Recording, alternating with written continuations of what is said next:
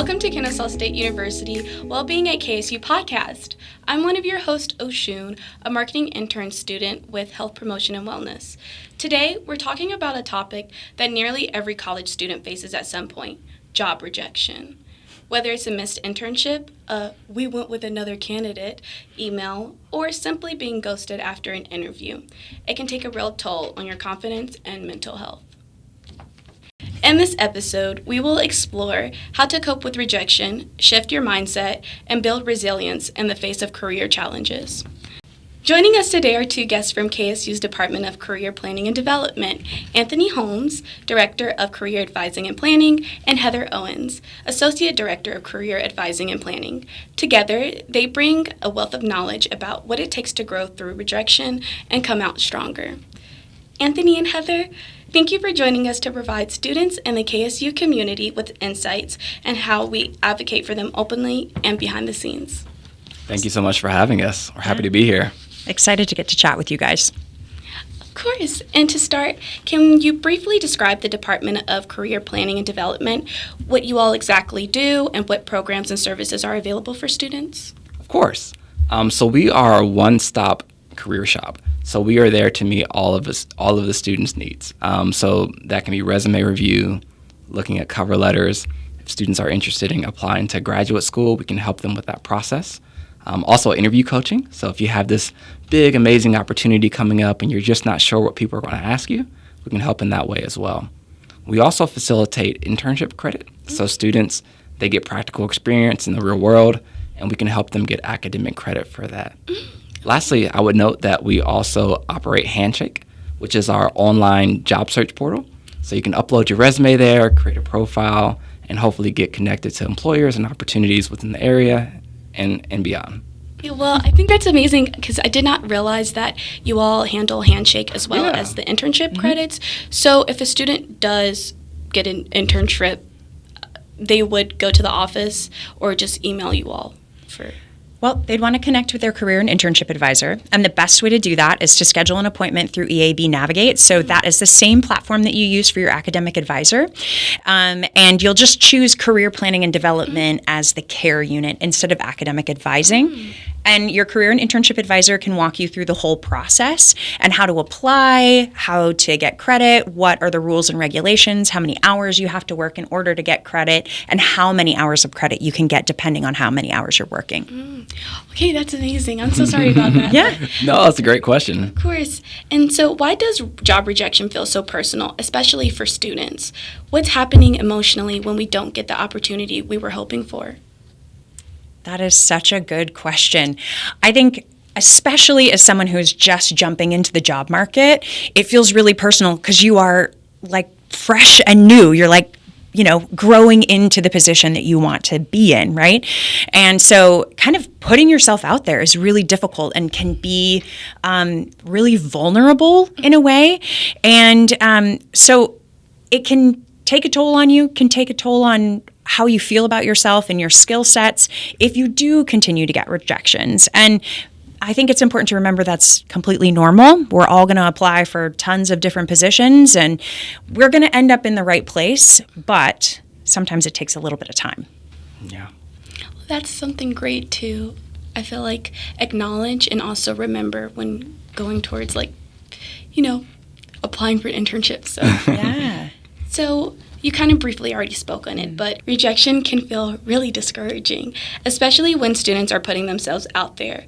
What are some healthy ways students can cope when they're feeling discouraged or defeated after a rejection? Yeah, great question. I think coping will always be individualized. So what's your go-to? What makes you happy? What releases a little bit of stress? For me, for example, it might be journaling.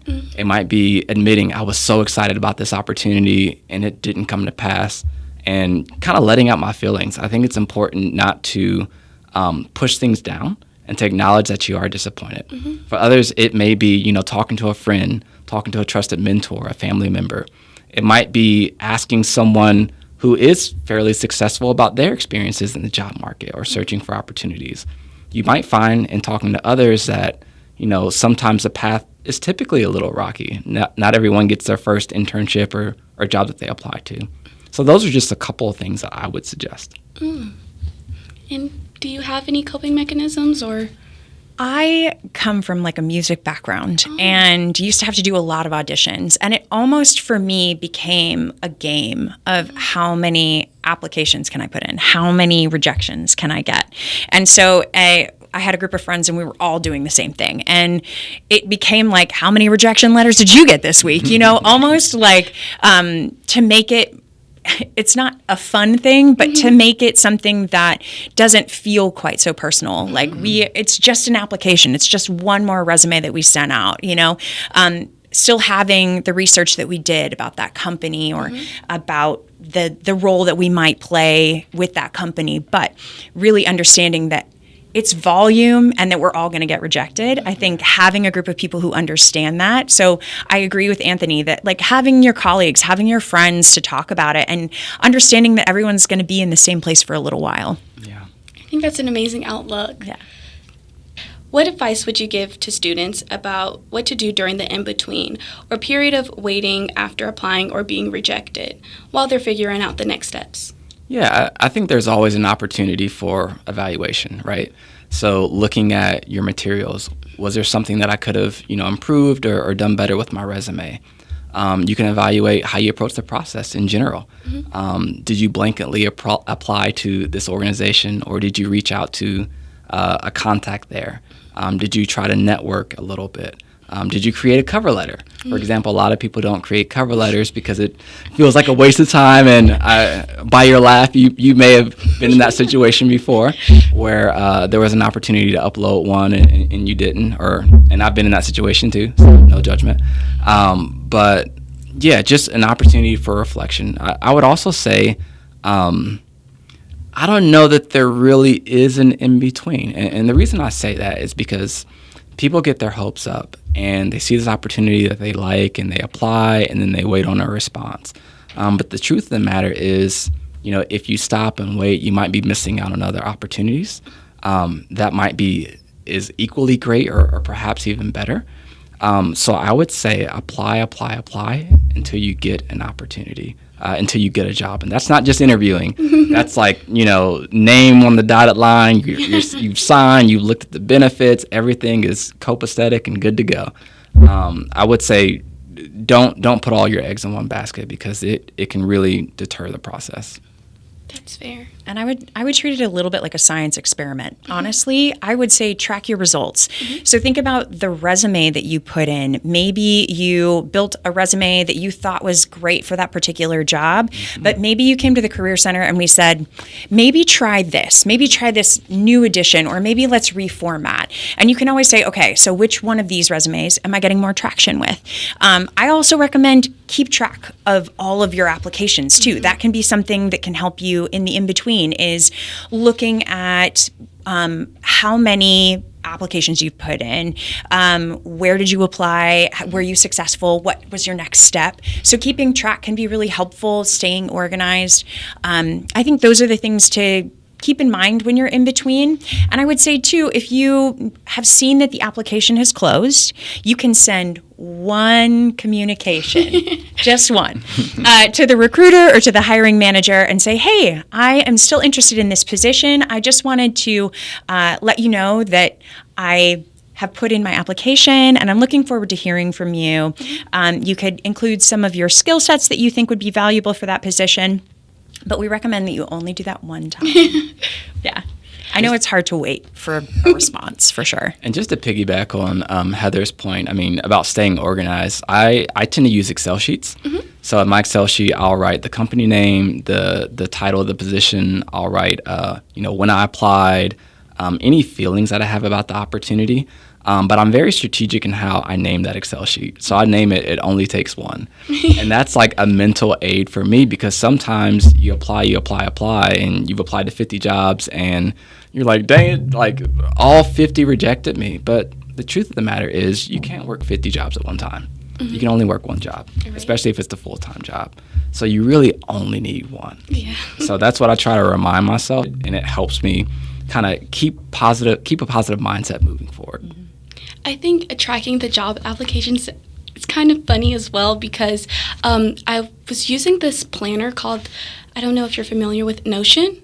Not familiar. Oh. Okay, so Tell us about Notion it. actually Yeah. has a template where you can, it's kind of like Excel in a way, but not, Okay. but you can track your applications that you've applied to. Cool. So That's awesome. I was like, wow, that's kind of funny that people actually do that. Oh, yeah.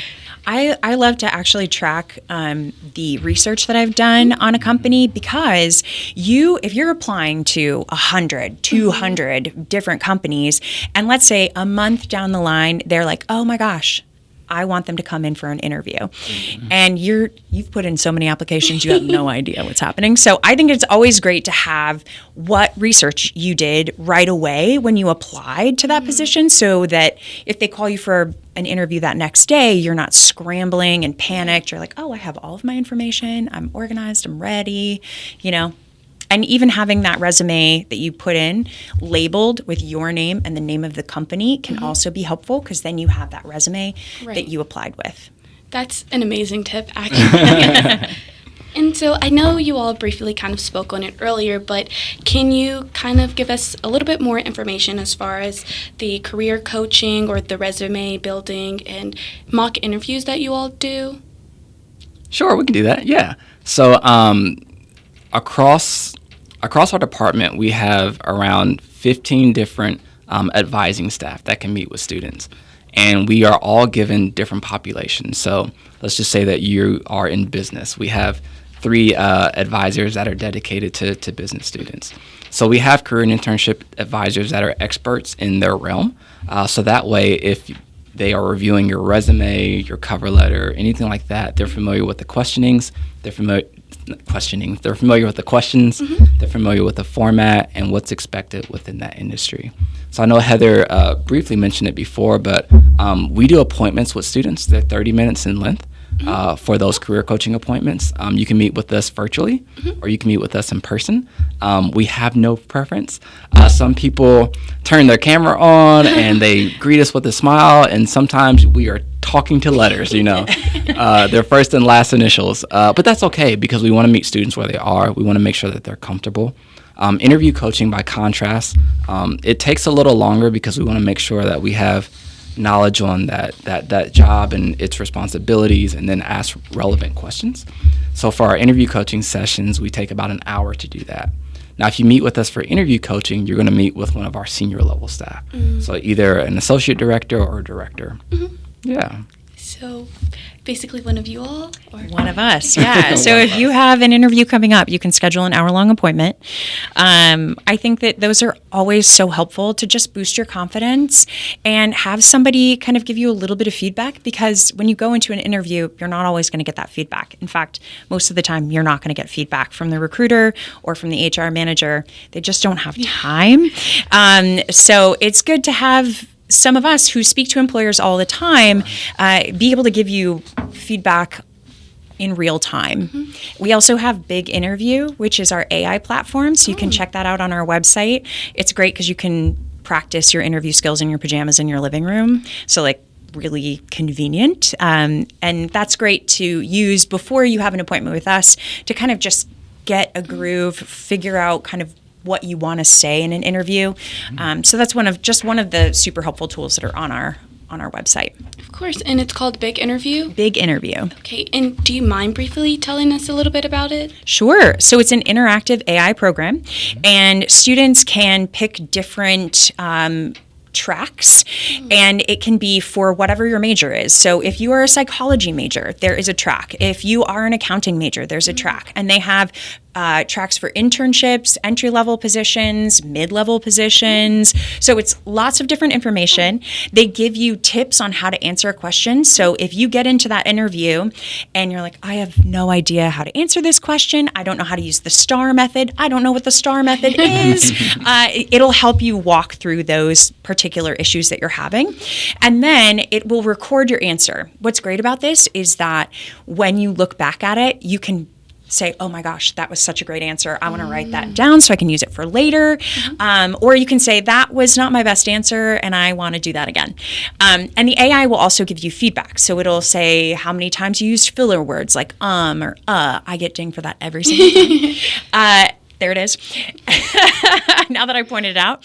I think also it rates you on eye contact, and it rates you on your positive language and your level of language. So if you're using super high levels of language that maybe aren't very useful in a regular conversation, it'll say maybe tone it down a little bit. But maybe if it's too casual, then it'll also ding you for that as well. So it's really great because it gives you that instant feedback that you're looking for, and it's a little bit of a back and forth with tips and tricks when maybe you couldn't get an appointment before your interview. Then that's a great alternative.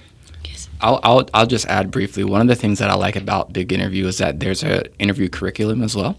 So there are training videos that teach you how to answer some of the more common questions, some of the trickier questions, even inappropriate questions as well. There's literally categories for it. Also, and I'll give you this hack for free. Of course. Also within the Big Interview platform, there's something called Big Resume. Big Resume is really cool because you can upload your resume and also upload the job description that you're applying to. And it will show you the alignment between your resume and that job description. Oh, wow. So it's going to give you, like words that you could use, but it's also going to comment on the format of your resume itself. You actually get 5 of those uploads a day. Okay. And then similarly, there's a cover letter feature within that platform as well. I would say you use this with a grain of salt. It's good, but we still want you to write yourselves. But with that technology, what you can do is upload again your resume, and then you can upload the job description, and it will actually write a cover letter for you. Wow, that's amazing. And you get 5 of those a day as well. And do you often see students use Big Interview and then come in to meet with you all? Or Yes, actually, because they find that they feel a little bit stuck, or that it doesn't feel like them when they're answering those questions. And I think when you have a real person, you can be yourself. You can have a conversation. And I think getting to that place where you do feel like it's more of a conversation, you're just talking about yourself, and knowing that you're an expert at you. That's what we're here to kind of help support you in. You're an expert at you and what your skill sets are.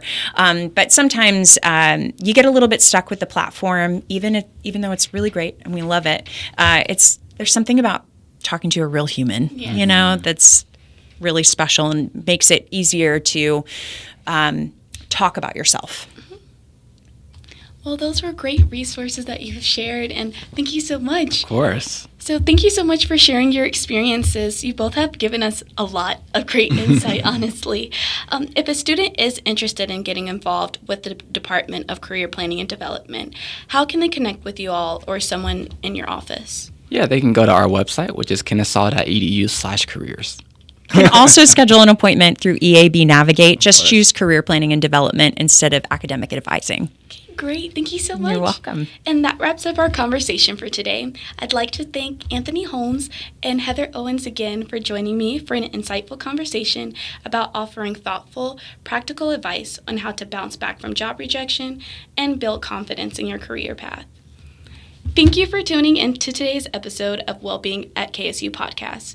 We encourage you to subscribe because our upcoming episodes will continue the conversation about navigating career pressure and mental health.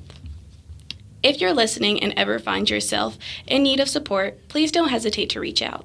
Wellbeing at KSU offers a wide range of resources, including counseling, health education, addiction and recovery support, fitness and recreation activities, and access to basic needs. We also offer free mental health trainings to help you build awareness, knowledge, and skills around mental health and suicide prevention.